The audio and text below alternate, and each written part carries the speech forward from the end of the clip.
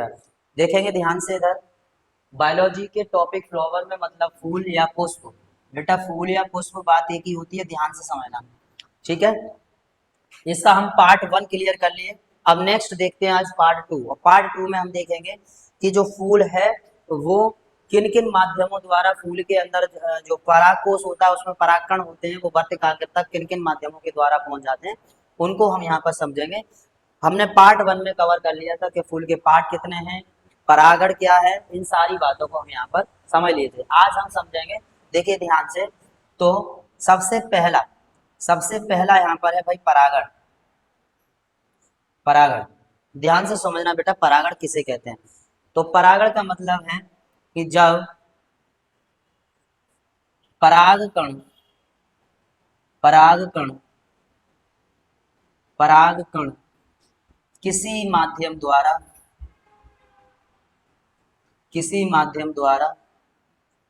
वर्तिका तक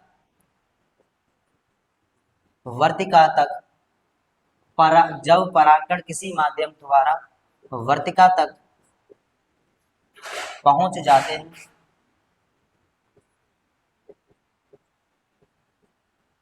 जाते हैं तो इस घटना को परागण कहते हैं।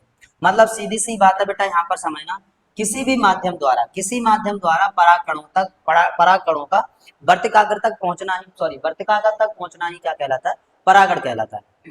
ये हमने पार्ट 1 में देख लिया था यहाँ तक। अब यहाँ पर एक शब्द आ रहा है बेटा, किसी माध्यम द्वारा। तो यहाँ पर कितने कितने माध्यमों द्वारा पहुंच सकता है, तो देखेंगे ध्यान से। माध्यम सबसे पहला भैया कीट द्वारा, दूसरा बेटा पक्षियों द्वारा, और तीसरा जल द्वारा,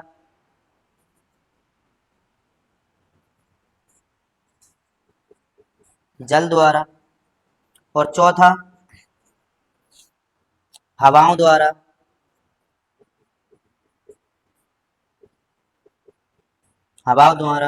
और पांचवा है बड़े बड़े जीव जंतुओं द्वारा।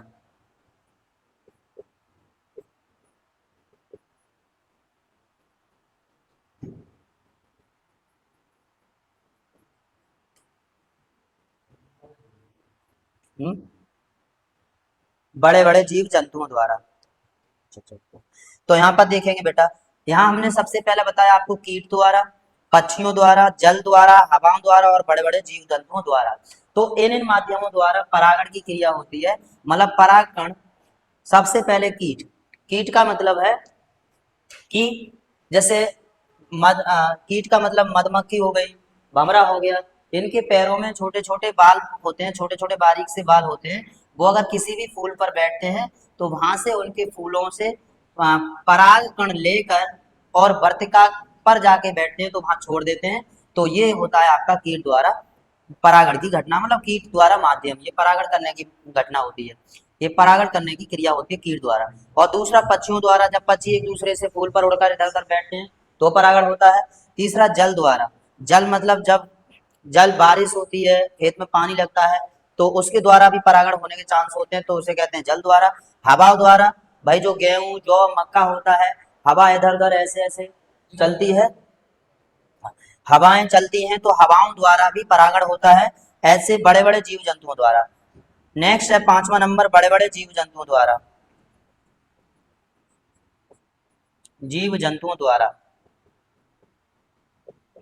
मतलब बड़े बड़े जीव जैसे हाथी, हिरन, इन सब के द्वारा, बड़े बड़े जीव जंतुओं द्वारा जंगल में, बनियों में, इस प्रकार वहां पर जो फूल से फल बनता है, फूलों पर परागण होता है, तो वो बड़े बड़े जीव जंतुओं द्वारा होता है। ठीक है बेटा, चलिए इतना नोट करिए पहले, जल्दी से फिर आगे बढ़ते हैं।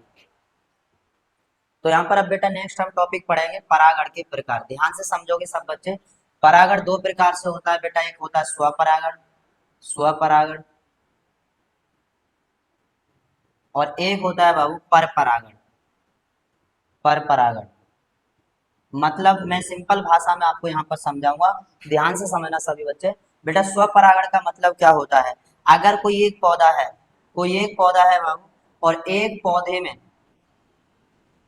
पौधे में फूल है, और ये एक पौधे से एक पौधे के एक फूल में से दूसरे फूल में परागण की क्रिया हो रही है और उसी फूल में किसी भी माध्यम द्वारा परागण की क्रिया हो रही है। मतलब हम बोले तो ए से बी और A two A, B two B में भी अगर क्रिया, मतलब एक ही पौधा है और उसी में क्रिया हो रही है, एक ही पौधे में परागण की क्रिया हो रही है, तो उसे क्या कहेंगे बाबू? स्वपरागण। ठीक है, एक ही पौधे में होने वाली परागण की क्रिया को क्या कहते हैं? स्वपरागण कहते हैं। जैसे ये एक पौधे पर फूल है बेटा, तो इस फूल पर इसमें परागण हो जाए, इसमें से इसमें हो जाए, या एक ही फूल में किसी भी माध्यम द्वारा हो जाए, तो इस घटना को हम क्या कहेंगे? स्वपरागण कहेंगे। सीधी सी बात, एक ही पेड़ में होने वाली परागण की क्रिया को स्वपरागण कहते हैं। दूसरा परागण। परागण का मतलब बेटा, अगर यहाँ पर कोई एक पौधा है और ये पौधा आपका फूल ये लगे हुए हैं और दूसरा पौधा यहाँ पर कोई है, अगर ये दूसरा पौधा है कोई और इस पर ये फूल लगे हुए हैं, तो बेटा यहाँ से किसी भी माध्यम द्वारा एक पौधे से दूसरे पौधे में परागण की घटना हो रही है, तो उसे हम कहते हैं पर परागण। ठीक है, तो सिंपल सी भाषा में बात समझेंगे ध्यान से। स्वपरागण किसे कहते हैं? एक ही पौधे में होने वाली परागण की घटना को स्वपरागण कहते हैं, और एक पौधे से दूसरे पौधे में होने वाली परागण की घटना को पर परागण कहते हैं। समझ में आ गया? चलिए इतना नोट करिए जल्दी से।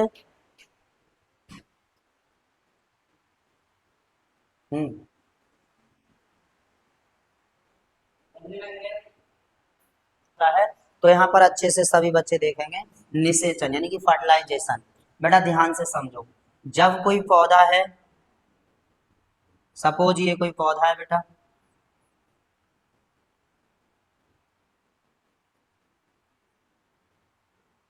ध्यान से समझना। ठीक है बेटा, अच्छे से समझो सब बच्चे, इधर देखो। ये कोई पौधा है बेटा, यहाँ पर क्या होता है? पराग कोश है। ये क्या है बाबू बताइए? पराग कोश। ये क्या है? पराग कोश। इस पराग कोश में क्या भरे हुए हैं? छोटे छोटे पराग कण। क्या भरे हैं? पराग कण। और ये पराग कण किसी माध्यम द्वारा जब वर्तिका तक पहुंच जाते हैं, अभी अभी जस्ट बताया हूं बेटा, किसी माध्यम द्वारा जब वर्तिका तक पहुंच जाते हैं, तो इस घटना को क्या कहते हैं? बताएंगे परागण। क्या कहते हैं? परागण। क्या कहेंगे भाई? परागण। जब किसी भी माध्यम द्वारा परागकण वर्तिका तक पहुंच जाते हैं, तो इस क्रिया को हम परागण कहते हैं। और जैसे ही वर्तिका से ये नीचे अंडाशय में चले जाते हैं, बेटा पराग जो कण होते हैं, पराग कण, ये वर्तिका से कहाँ चले जाते हैं? अंडाशय में। कहाँ चले जाते हैं? अंडाशय में चले जाते हैं। और अंडाशय में जैसे ही पहुंचते हैं, तो उस क्रिया को हम कहते हैं निषेचन। क्या कहते हैं? निषेचन। तो सिंपल सी इसकी एक लाइन की परिभाषा ध्यान से सुनना। पराग कण का, मेरी बात ध्यान सुनो, परागण के पश्चात, मैं क्या बोल रहा हूँ बेटा? परागण के पश्चात पराग कणों का वर्तिका से अंडा अंडाशय तक पहुंचने की क्रिया को निषेचन कहते हैं। ठीक है, दोबारा फिर समझोगे। परागण क्रिया के उपरांत या पश्चात पराग कण का वर्तिका से अंडा तक पहुंचने की क्रिया को निषेचन कहते हैं। समझ में आ गया? अब यहाँ पर ये बताइए, ये क्या है बेटा? जो यहाँ से परागण जा रहा है, इसे हम लोग क्या कहेंगे? मेरी बात ध्यान से सुनना। इस निषेचन में दो तीन बात और समझोगे। पहला पॉइंट समझोगे युग्मक। क्या समझोगे बेटा जी? युग्मज यानी कि गैमेट।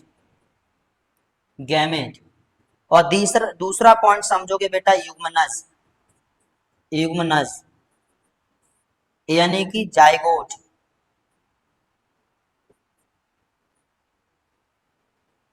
जाइगोट। और बेटा तीसरा यहाँ पर समझोगे युग्मक, युग्मनज, और तीसरा है निषेचन। तीसरा निषेचन तो हमने आपको बता ही दिया। और तीसरा पॉइंट है जो बहुत अच्छा है, भ्रूण। क्या है? भ्रूण यानी कि एम्ब्रॉय। ध्यान से समझोगे सब बच्चे, एम्ब्रॉय। ओके बेटा, तो कैसे, कहाँ युग्मक होता है, हम पता कैसे करें? हमें मालूम कहाँ पड़े कि युग्मक क्या है और युग्मनज क्या है और भ्रूण क्या है। इन तीनों के बारे में हम यहाँ पर पता करेंगे, आज बताएंगे आप लोगों को। ध्यान से समझना बेटा। तो सबसे पहले हम आपको बताते हैं युग्मक। पहला पॉइंट युग्मक, ध्यान से सुनो इधर बेटा। युग्मक, युग्मक युग्मक मतलब गैमेट। युग्मक दो प्रकार के होते हैं। सबसे पहला मेल गैमेट। कौन सा होगा बेटा? Male gamete. और दूसरा होता है फीमेल गैमेट। Female gamete. ध्यान से सुनना भैया, यानी कि यहाँ पर नर युग्मक और बेटा मादा युग्मक, मादा युग्मक, नर युग्मक और मादा युग्मक। ध्यान से सुनना। तो ये जो परागकण होते हैं, जब परागकण वर्तिका से अंडाशय तक आते हैं तो ये अकेले अकेले आते हैं बेटा, जोड़े से तो नहीं आते। ऐसा नहीं है कि यहाँ पर चार चार या छह छह करके आए हों, ऐसा नहीं है, अकेले आते हैं। तो ध्यान से सुनोगे, नर युग्मक और मादा युग्मक हमेशा याद रखो, रखना। आप आपसे क्वेश्चन बने तो क्वेश्चन बने बताइए कि अकेले कौन रहता है, तो याद रखोगे अकेले कौन रहता है बेटा, युग्मक। अकेले कौन रहता है, युग्मक। युग्मक अकेले रहता है, जो कि आपका यहाँ पर परागकण है, परागकण वर्तिका से अंडाशय तक आ रहा है, तो अकेले अकेले। तो यहाँ पर समझ में आ गया, नर युग्मक और मादा युग्मक। जब ये दोनों मिल जाते हैं बेटा, नर और मादा युग्मक दोनों मिल जाते हैं, तो इनके मिलने की घटना को हम कहते हैं युग्मनज। क्या कहते हैं बाबू, युग्मनज। ध्यान से सुनना, जब ये दोनों मिल जाते हैं तो दूसरा पॉइंट हमारा बन जाता है युग्मनज। मतलब यहाँ से युग्मनज का निर्माण हो जाता है जाइगोट। अब समझिए बेटा, यहाँ पर परागकण थे तो, मेरी बात ध्यान सुनो, परागकण थे कितने, दो, और यहाँ पर अंडाशय, अंडाशय में अंडा कितना है, एक, और यहाँ पर भी कितना, दो। मेरी बात समझो। तो यहाँ से बेटा होगा क्या, ये जो यहाँ से यहाँ से परागकण कई आ जाते हैं, कई आ जाते हैं, दो ठो तीन ठो कई आ जाते हैं, एक एक करके आते हैं काफी। तो ये एक अंडा एक परागकण से संयोग करके, एक परागकण से संयोग करके बना लेता है युग्मनज। क्या बना लेता है बाबू, युग्मनज। ओके। अब यहाँ पर दो तो बचे क्या, परागकण, और एक क्या बचा, अंडा। तो दो परागकण और एक अंडा दोनों मिलकर आपस में क्या बन जाते हैं बेटा, ये बना लेते हैं भ्रूण कोश। क्या बना लेते हैं, भ्रूण कोश।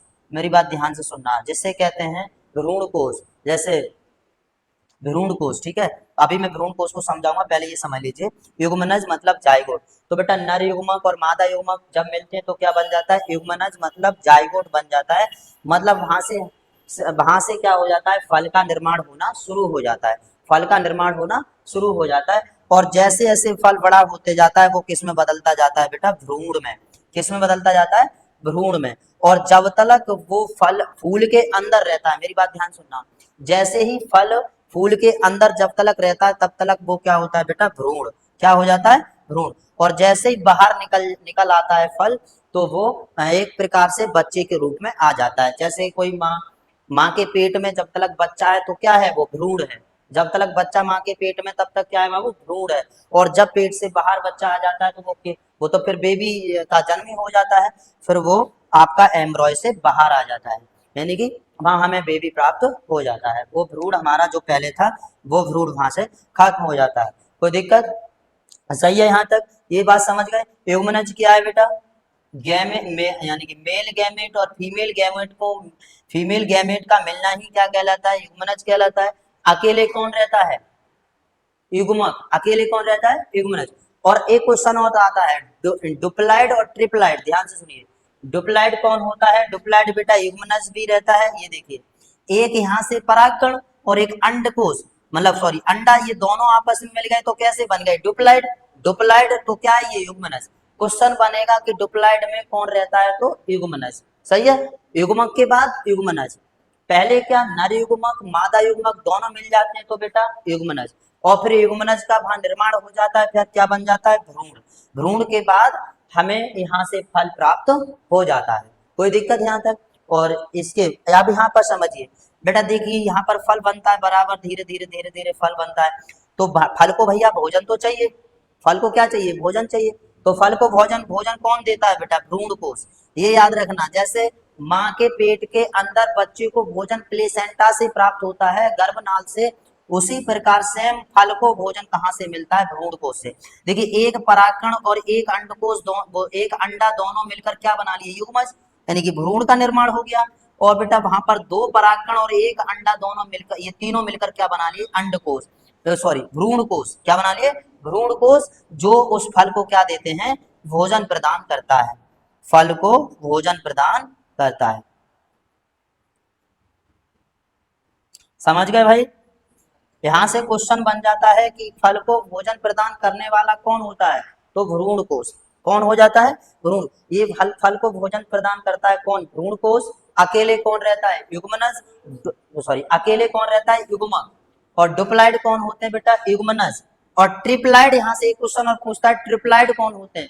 तो ट्रिप्लाइड होता है भ्रूण कोश। देखिए सुनिए क्यों, क्योंकि भैया एक परागकण और एक अंडा दोनों मिलकर क्या बना लिए? युग्मज। युग्मनज। क्या बना लिए बेटा? युग्मनज। तो ये तो डुप्लाइड हो गया ना, डुप्लाइड हो गया। और ट्रिप्लाइड, दो परागकण और एक अंडा, ये तीनों मिलकर क्या बना रहा है? भ्रूण कोश बना रहा है। तो ट्रिप्लाइड कौन रहता है?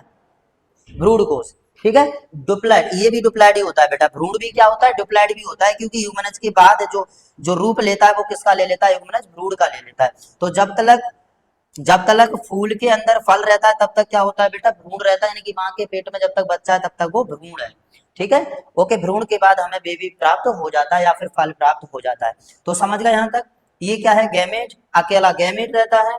डुप्लाइड कौन होता है? युग्मनज। और ट्रिप्लाइड कौन होता है? भ्रूण कोश। और डुप्लाइड आपका भ्रूण भी होता है, ये बात याद रखेंगे। कोई दिक्कत यहाँ तक? सही है, समझ गए? ये पार्ट 2 भी आपका फिनिश हुआ बेटा। हमने आज देख लिया फूल के दोनों पार्ट। पार्ट 1 पहले देख लिया, आज पार्ट 2 को क्लियर कर लिया। तो इससे आगे आप नेक्स्ट इसके बारे में पढ़ेंगे, इतना आप नोट करिए।